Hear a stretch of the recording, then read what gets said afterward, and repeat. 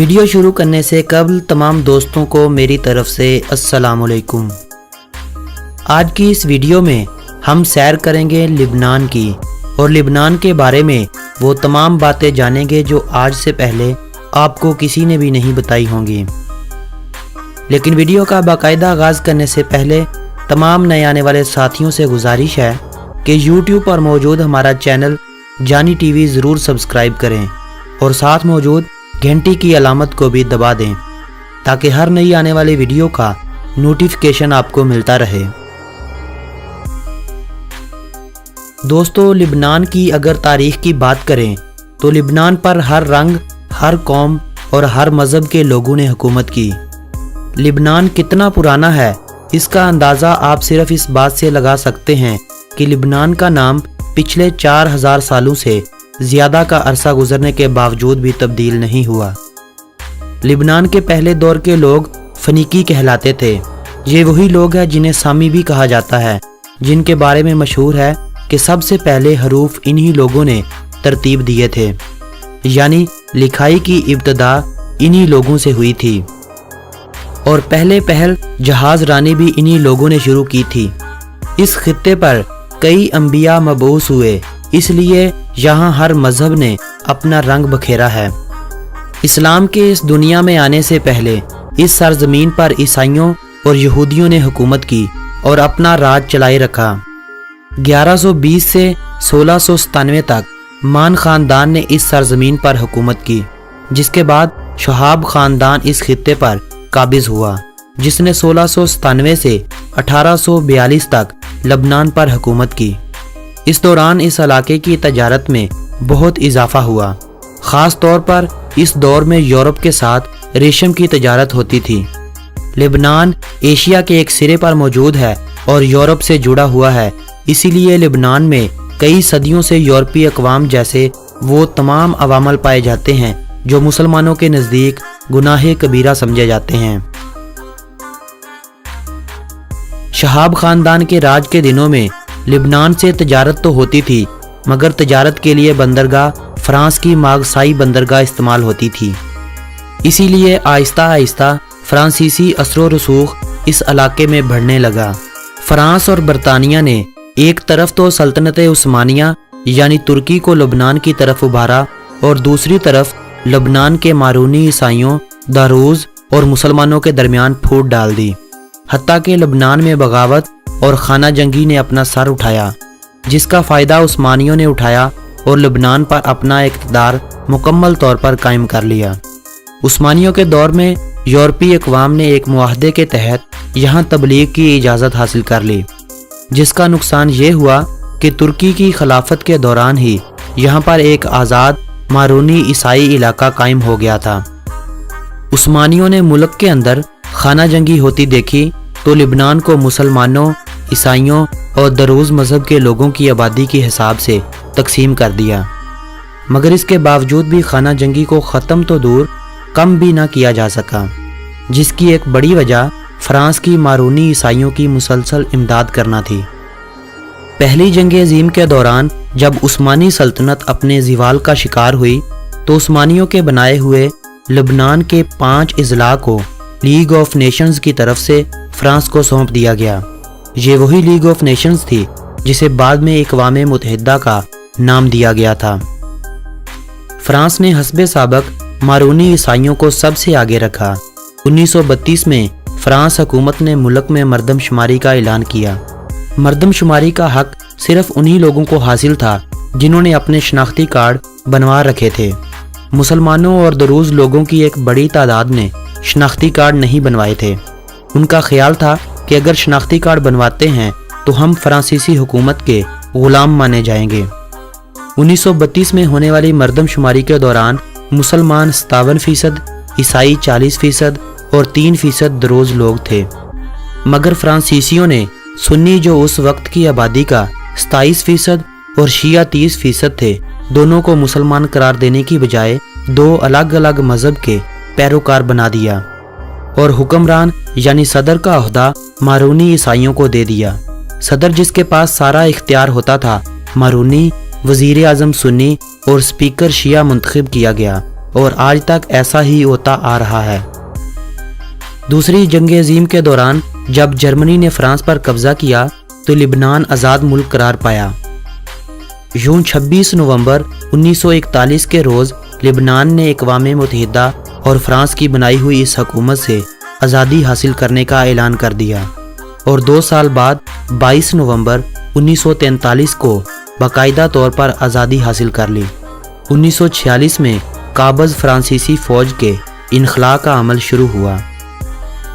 हुकूमत में निस्फ अरकान ईसाइयों और निस्फ मुसलमानों के शामिल हैं।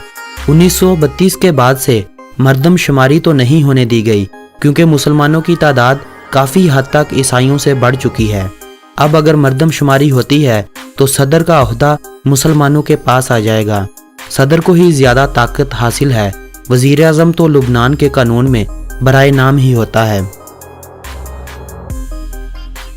1975 की खाना जंगी से पहले लिबनान मशरक़े वुस्ता का पेरिस और स्विट्ज़रलैंड शुमार होता था, मगर 1975 की खाना जंगी ने लिबनान को तबाह बर्बाद करके रख दिया। मुसलमानों और ईसाइयों के दरमियान होने वाली खाना जंगी के दौरान इसराइल ने 2 दफ़ा लिबनान पर हमला किया और सन 2000 ईस्वी तक लिबनान पर काबज़ रहा। खाना जंगी के बाद लिबनान ने तरक्की की राह पर कदम रखा ही था कि इसराइल ने अपने 2 फौजियों को तहरीके हिज़्बुल्लाह से आज़ाद करवाने के बहाने हमला कर दिया। तहरीके हिज़्बुल्लाह को ईरान की मुकम्मल सपोर्ट हासिल थी और ईमान का जज्बा था जिसने मुसलमानों को डोलने नहीं दिया और अक्टूबर 2006 में इस कब्जे की कोशिश को नाकाम बना दिया गया। इस खाना जंगी के दौरान अब तक 2 लाख से ज़्यादा अफराद को मौत की नींद सुला दिया जा चुका है, जिनमें से एक बड़ी तादाद मुसलमानों की है। मुसलमानों की एक बड़ी तादाद फ़लस्तीन से आए हुए मुहाजिरीन की है, जिन पर कई बार इसराइली फ़ौज हमला कर चुकी है और अब भी खलाई हदूद की खिलाफ वर्जी करते हुए इसराइली जहाज़ फ़लस्तीनी मुहाजिरीन पर बमबारी करते रहते हैं। मगर भी दुनिया की इंसानी हमदर्दी से ताल्लुक़ रखने वाली तंजीमें भी इस सिलसिले में कोई आवाज़ नहीं उठाती, जिसकी एक बड़ी वजह लिबनान की फ़ौज का तकरीबन ना होना है और दूसरी बड़ी वजह लिबनान में मुसलमानों का होना है, क्योंकि यहूदियों की हमेशा से यही कोशिश रही है कि इस्लाम और मुसलमानों को जहाँ तक मुमकिन हो सके तकलीफ़ पहुँचाई जाए। लिबनान के महल्ले वकूअ की बात की जाए तो लिबनान के शुमाल और मशरिक़ की जानब शाम, जनूब में इसराइल और मगरिब में बहरा रूम वाक़े है। लिबनान के बारे में अगर दिलचस्प हक़ाइक़ की बात की जाए तो लिबनान अपने खुशबूदार सेबों, देवदार के कदीम दरख्तों और जैतून के बागात के लिए काफ़ी मशहूर है। लिबनान एक मुस्लिम अक्सरियत आबादी वाला मुल्क है, जबकि ईसाई दौलत और इक़्तिदार पर काबिज़ हैं और उनको मगरबी ममालिक की हिमायत भी हासिल है, जो लिबनान में होने वाली खाना जंगी की एक बड़ी वजह है। लिबनान की सरजमीन ज़राअत के लिए मौजू है, मगर ज़राअत पर इन्हिसार नहीं किया जाता। मुल्क की सिर्फ 12% आबादी ही ज़राअत के शोबा से मुंसलिक है। लिबनान के लिए सन्नत भी मौजू नहीं रहा, क्योंकि लिबनान में खाम माल की भी कमी है। लिबनान आज भी तेल की कमी को दूसरे अरब ममालिक से हासिल करने के बाद पूरा करता है। सन्नत खाम मुल्की पैदावार का 21% है, जबकि लिबनान की 26% आबादी सन्नत के शोबा से मुंसलिक है। मुल्की पैदावार का एक बड़ा हिस्सा बैंककारी और सियाहत जैसे शोबों से हासिल किया जाता है। ये शोबा बड़ा हसास है और ख़राब मुल्की सूरत हाल और बैनुल-अक़वामी तब्दीलियों से बहुत जल्द असर कबूल करता है। लिबनान मशरिक़े वुस्ता में बहरा रूम का एक अहम और छोटा सा मुल्क है, जिसका ज़्यादातर हिस्सा पहाड़ों से ढका हुआ है। 10,452 मरबा किलोमीटर रकबे पर फैला हुआ ये मुल्क दुनिया में अपने रकबे के हवाले से 162वें नंबर पर शुमार होता है। यह मुल्क इस कदर छोटा है कि आप चंद घंटों में ही मुल्क के एक सिरे से दूसरे सिरे तक सफ़र कर सकते हैं। चूँकि 1932 से मर्दमशुमारी तो नहीं होने दी गई, मगर 2017 के आगाज़ में लगाए गए एक अंदाजे के मुताबिक लबनान की आबादी 60,90,000 अफराद के करीब थी, जिसकी बुनियाद पर लिबनान दुनिया भर में 111वें नंबर पर शुमार किया गया है। लिबनान के हालात की तरह लिबनान की करेंसी भी काफ़ी कमज़ोर है। एक पाकिस्तानी रुपया 13.91 लिबनानी पाउंड्स के बराबर है। लिबनान का कॉलिंग कोड +961 है। लिबनान वक़्त के लिहाज से पाकिस्तान से 3 घंटे पीछे है। बैरूत लिबनान का दारुल हुकूमत है। 1975 में बैरूत पूरी मशरक़े वस्ता में जदीद और यूरोपी तर्ज का शहर समझा जाता था। 15 साल की होने वाली इस खाना जंगी ने इस शहर को तबाह बर्बाद करके रख दिया। यह दुनिया का वाहिद शहर है जिसे 7 बार तबाह किया गया और 7 बार तामीर किया गया है। आज भी तामीर नौ का काम जारी है कि शायद ये शहर अपना खोया हुआ मुकाम हासिल कर ले। बैरूत यूरोप और अरब दोनों खित्तों की आबादी का मिला जुला शहर है। यहाँ पर मुस्लिम भी हैं, ईसाई भी, दरोज भी और यहूदी भी एक थोड़ी सी तादाद में रहते हैं। यही वजह है कि इस शहर में अलग अलग तरह से ज़िंदगी बसर करते लोग नज़र आते हैं। लिबनान अरब ममालिक में सबसे ज़्यादा सोने के ज़खायर रखने वाला मुल्क है, मगर माइनिंग इंडस्ट्री अभी तक ज़वाल का शिकार है। लिबनान एक ऐसा मुल्क है जिसने 1945 में एक कानून पास किया था जिसके तहत किसी भी फर्द को गैर मुल्की परचम लहराने पर पाबंदी आयद है। खिलाफ वर्जी करने वाले को जुर्माने और सज़ा दोनों का सामना करना पड़ता है। लिबनान मशरक़े वस्ता का एक ऐसा मुल्क है जिसमें सहरा नहीं आता और ये मशरक़े वस्ता का सबसे ज़्यादा ईसाई आबादी वाला मुल्क है। लिबनान पहला अरब मुल्क था जिसने रेडियो और टीवी रखने की इजाज़त दी थी। देवदार का दरख्त लिबनान का कौमी दरख्त है। इस दरख्त को आप लिबनान के कौमी परचम पर भी देख सकते हैं। इस वक्त तक दुनिया में सबसे ज़्यादा किताबें जिस मुल्क पर लिखी गई हैं वो लिबनान ही है। कहा जाता है कि लिबनान का बाइबल में 75 बार जिक्र आया है। लिबनान में डॉक्टरों की तादाद इतनी ज़्यादा है कि अगर औसतन हिसाब लगाया जाए तो हर 10 इंसानों के हिस्से में एक डॉक्टर आता है।